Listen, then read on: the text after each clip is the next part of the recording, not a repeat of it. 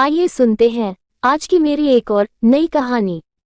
कहानी का नाम है स्कूल का ऐसा प्यार। इस कहानी को पूरा जरूर सुने। तो कहानी शुरू करते हैं। मुकुल और जूही दोनों सावित्री कॉलोनी में रहते थे। उनके घर एक दूसरे से सटे हुए थे। दोनों ही हम उम्र थे और साथ साथ खेल कूद कर बड़े हुए थे। दोनों के परिवार भी संपन्न, आधुनिक और स्वच्छंद विचारों के थे, इसलिए उनके परिवार वालों ने कभी भी उनके मिलने जुलने और खेलने कूदने पर कोई प्रतिबंध नहीं लगाया था। इस प्रकार मुकुल और जूही साथ साथ पढ़ते लिखते, खेलते कूदते अच्छे अंकों के साथ हाई स्कूल पास कर गए थे।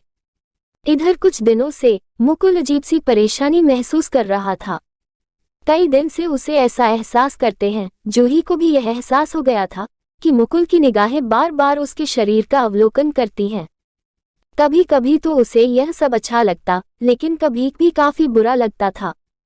यह सहज आकर्षण धीरे धीरे न जाने कब प्यार में बदल गया, इसका पता न तो मुकुल और जूही को चला और न ही उनके परिवार वालों को। लेकिन यह बात निश्चित थी कि मुकुल को जूही अब कहीं अधिक खूबसूरत, आकर्षक और लाजवाब लगने लगी थी। दूसरी तरफ जूही को भी मुकुल अधिक स्मार्ट, होशियार और अच्छा लगने लगा था। दोनों एक दूसरे में किसी फिल्म के नायक नायिका की छवि देखते थे। बात यहाँ तक पहुँच गई कि इस वर्ष वैलेंटाइन डे पर दोनों ने एक दूसरे को न सिर्फ ग्रीटिंग कार्ड दिए, बल्कि दोनों के बीच प्रेम भरे एसएमएस का भी आदान प्रदान हुआ। इसके बाद तो एक दूसरे के प्रति उनकी झिझक खुलने लगी। वे दोनों प्रेम का इजहार तो करने ही लगे, साथ ही फिल्मी स्टाइल में एक दूसरे से प्रेम भरी नोकझोंक भी करने लगे। हालत यह हो गई कि पढ़ते समय भी दोनों एक दूसरे के ख्यालों में ही डूबे रहते। अब किताबों के पन्नों पर भी उन्हें एक दूसरे की तस्वीर नजर आ रही थी। इसके चलते उनकी पढ़ाई पर असर पड़ना स्वाभाविक था। इंटर पास करते करते उनके आकर्षण और प्रेम की डोर तो मजबूत हो गई, लेकिन पढ़ाई का ग्राफ काफी नीचे गिर गया, जिसका असर उनके परीक्षाफल में नजर आया। नंबर कम आने पर दोनों के परिवार वाले चिंतित तो थे, लेकिन वे नंबर कमाने का असली कारण नहीं खोज पा रहे थे। इंटर पास करके मुकुल और जूही ने डिग्री कॉलेज में प्रवेश लिया, तो उनके प्रेम को और विस्तार मिला। अब उन्हें मिलने जुलने के लिए कोई जगह तलाशने की आवश्यकता नहीं थी। कॉलेज की लाइब्रेरी, कैंटीन और पार्क गपशप और उनके प्रेम इजहार के लिए उम्दा स्थान थे। इस प्रकार मुकुल और जूही का प्रेम परवान चढ़ता ही जा रहा था। किताबों में पढ़कर और फिल्में देखकर वे प्रेम का इजहार करने के कई नायाब तरीके सीख गए थे। इस बार वैलेंटाइन डे के अवसर पर मुकुल ने सोचा कि वह एक नए अंदाज में जूही से अपने प्रेम का इजहार करेगा। यह नया अंदाज उसने एक पत्रिका में तो पढ़ा ही था, फिल्म में भी देखा था। उसने पढ़ा था कि इस कलात्मक अंदाज से प्रेमिका काफी प्रभावित होती है और फिर वह अपने प्रेमी के ख्यालों में ही डूबी रहती है। इस कलात्मक अंदाज को उसने इस वैलेंटाइन डे पर आजमाने का निश्चय किया। उसने शीशे के सामने खड़े होकर उसका खूब अभ्यास भी किया। जूही तो जैसे तैयार ही बैठी थी। मैसेज पाते ही वह चहकती हुई छत की तरफ दौड़ी। वह प्रेम की उमंग और तरंग में डूबी हुई थी, और वैसे भी प्रेम कभी छिपाए नहीं छिपता। जूही तो जैसे तैयार ही बैठी थी। मैसेज पाते ही वह चहकती हुई छत की तरफ दौड़ी। वह प्रेम की उमंग और तरंग में डूबी हुई थी, और वैसे भी प्रेम कभी छिपाए नहीं छिपता। जूही को इस प्रकार छत की ओर दौड़ते देख उसकी मम्मी का मन शंका से भर उठा। वे सोचने लगी, इतनी सुबह जूही को छत पर क्या काम पड़ गया? अभी तो धूप भी अच्छी तरह से नहीं खिली। उनकी शंका ने उनके मन में खलबली मचा दी। वे यह देखने के लिए कि जूही इतनी सुबह छत पर क्या करने गई है, उसके पीछे पीछे चुपके से छत पर पहुंच गई। वहां का दृश्य देखकर जूही की मम्मी हतप्रभ रह गई। जूही के सामने मुकुल घुटने टेके गुलाब का फूल लिए प्रणय निवेदन की मुद्रा में था। वह बड़े ही प्रेम से बोला, जूही डार्लिंग, आई लव यू। थोड़ी देर बाद जूही भी उमंगत रंग में डूबी हुई प्रेम रस में सराबोर गाना गुनगुनाती हुई नीचे आ गई। इस समय वह इतनी खुश थी मानो सारा जहां उसके कदमों में आ गया हो। इस समय उसे कुछ भी नहीं सूझ रहा था। उसकी मम्मी को भी समझ नहीं आ रहा था कि वे उसके साथ कैसे पेश आएं।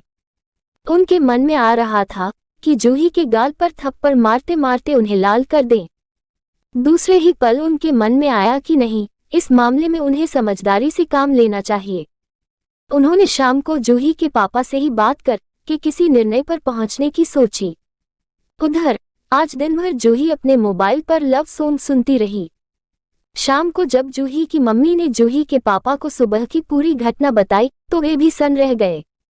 फिर भी उन्होंने धैर्य से काम लेते हुए कहा, निशा तुम चिंता मत करो। जूही युवावस्था से गुजर रही है और यही युवावस्था का सहज आकर्षण है। क्या हमने भी ऐसा ही नहीं किया था? राजेंद्र, तुम्हें तो हर वक्त मजाक ही सूझता है।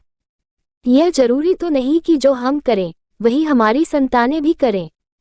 निशा, मेरे कहने का तात्पर्य यह नहीं है कि बच्चों के भविष्य को ध्यान में रखकर कोई कदम ही न उठाया जाए। मैं आज ही मुकुल के पापा से बात करता हूँ, बच्चों को समझाने से ही कोई हल निकलेगा। जूही के पापा ने मुकुल के पापा से मिलने का समय लिया और फिर उनसे मिलने उनके घर गए। फिर दोनों ने सौहार्दपूर्ण वातावरण में मुकुल और जूही के प्रेम व्यवहार और उनके भविष्य पर चर्चा की, जिससे वे दोनों कहीं गलत रास्ते पर न चल पड़े। दोनों ने बातों ही बातों में मुकुल और जूही को सही मार्ग पर आगे बढ़ाने की योजना और नीति बना ली थी। तब एक दिन मुकुल के पापा ने सही अवसर पाकर मुकुल को अपने पास बुलाया और उससे इस प्रकार बातें शुरू की जैसे उन्हें उसके और जूही के बीच पनप रहे प्रेम संबंधों के बारे में पता ही न हो। उन्होंने बड़े प्यार से कुछ मुकुल से पूछा, बेटा मुकुल, आजकल तुम खोए खोए से रहते हो। इस बार तुम्हारे नंबर भी तुम्हारी योग्यता और क्षमता के अनुरूप नहीं आए। आखिर क्या समस्या है बेटा? मुकुल के पास इस प्रश्न का कोई सटीक उत्तर नहीं था। कभी वह प्रश्नपत्रों के कठिन होने को दोष देता तो कभी आंसर शीट के चेक होने में हुई लापरवाही को दोष देता। बेटा मुकुल, मुझे तो ऐसा लग रहा है कि तुम अपना ध्यान पढ़ाई में सही से लगा नहीं पा रहे हो। कोई इश्क विश्क का मामला तो नहीं है? यह सुनते ही मुकुल को कट सा लगा। उसके मुंह से तुरंत निकला, नहीं पापा, ऐसी कोई बात नहीं। लेकिन मुकुल अब भी कुछ बताने से झिझक रहा था। उसके पापा उसके चेहरे को देखकर समझ गए कि उसके मन में कुछ है जिसे वह बताने से झिझक रहा है। तब उन्होंने उससे कहा, मुकुल, कुछ भी बताने से झिझको मत। तुम्हारे सपनों को पूरा करने में सबसे बड़ा मददगार मैं ही हो सकता हूँ। बताओ बेटा, क्या बात है? अपने पापा को एक दोस्त की तरह बातें करते देख मुकुल की झिझक खुलने लगी। तब उसने भी जूही के साथ चल रही अपनी प्रेम कहानी को सहज रूप से स्वीकार कर लिया। इस पर उसके पापा ने कहा, मुकुल, तुम एक समझदार बेटे हो जो तुमने सच्चाई स्वीकार की। मुझे जूही से तुम्हारी दोस्ती पर किसी भी तरह से कोई भी एतराज नहीं। बस मैं तो सिर्फ इतना कहना चाहता हूँ कि यदि तुम जूही को पाना चाहते हो तो पहले उसके लायक तो बनो। तुम जूही को तभी पा सकते हो जब अपने करियर को संवार लो और कोई अच्छी नौकरी व पद प्राप्त कर लो। बेटा, यदि तुम अपना और जूही का जीवन सुखमय बनाना चाहते हो तो तुम्हें अपना करियर संवारना ही होगा, अन्यथा जूही के पेरेंट्स भी तुम्हें स्वीकार नहीं करेंगे। इस दुनिया में असफल आदमी का साथ कोई नहीं देता। यह सुनकर मुकुल ने भावावेश में कहा, पापा, हम एक दूसरे से सच्चा प्यार करते हैं, कभी हम एक दूसरे से जुदा नहीं हो सकते। बेटा, तुम दोनों को जुदा कौन कर रहा है? मैं तो बस इतना कह रहा हूँ कि यदि तुम जूही से जुदा नहीं होना चाहते तो उसके लिए कुछ बनकर दिखाओ, अन्यथा कितने ही सच्चे प्रेम की दुहाई देने वाले रिश्ते हों, अनमेल होने पर टूट और बिखर जाते हैं। यदि तुम ऐसा नहीं चाहते तो जूही की जिंदगी में खुशबू महकाने के लिए तुम्हें कुछ बनकर दिखाना ही होगा। पापा, आपकी बात मुझे समझ आ गई है। हम जिस चीज को चाहते हैं उसके लिए हमें उसके लायक बनना ही पड़ता है, नहीं तो वह चीज हमारे हाथ से निकल जाती है। अभी तक मैं अपना बेशकीमती समय यूं ही गाने सुनने और फिल्में देखने में गंवा रहा था। अब मैं अपना पूरा समय अपना करियर संवारने में लगाऊंगा। मुझे अपने प्यार के काबिल बनना है। शाबाश बेटा, अपने इस जज्बे को कायम रखो, अपनी पढ़ाई में पूरा मन लगाओ, अपना करियर संवारो। मात्र सपने देखने से कुछ नहीं होता, उन्हें हकीकत में बदलने के लिए प्रयास और परिश्रम करना ही पड़ता है। जूही को पाना चाहते हो तो जूही के काबिल बनो। पापा, आपने मेरी आंखें खोल दी है। मैं आपसे वादा करता हूँ कि मैं ऐसा ही करूँगा। ठीक है बेटा, तुम्हें मेरी सलाह समझ में आ गई। मैं एक दोस्त और मार्गदर्शक के रूप तुम्हारे साथ हूँ। इसी प्रकार की बातें जूही के पेरेंट्स ने जूही को भी समझाई। इसका असर जल्दी ही देखने को मिला। मुकुल और जूही एक दूसरे को पाने के लिए अपना अपना करियर संवारने में लग गए।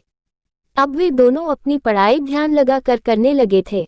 जूही और मुकुल के पेरेंट्स भी यह देखकर काफी खुश थे कि उनके बच्चे सही राह पर चल पड़े हैं और अपना अपना भविष्य उज्जवल बनाने में लगे हैं। दोस्तों, हमारी यह कहानी आपको कैसी लगी हमें जरूर बताएं। ऐसी ही कहानी सुनने के लिए हमारे चैनल को लाइक और सब्सक्राइब जरूर करें। धन्यवाद।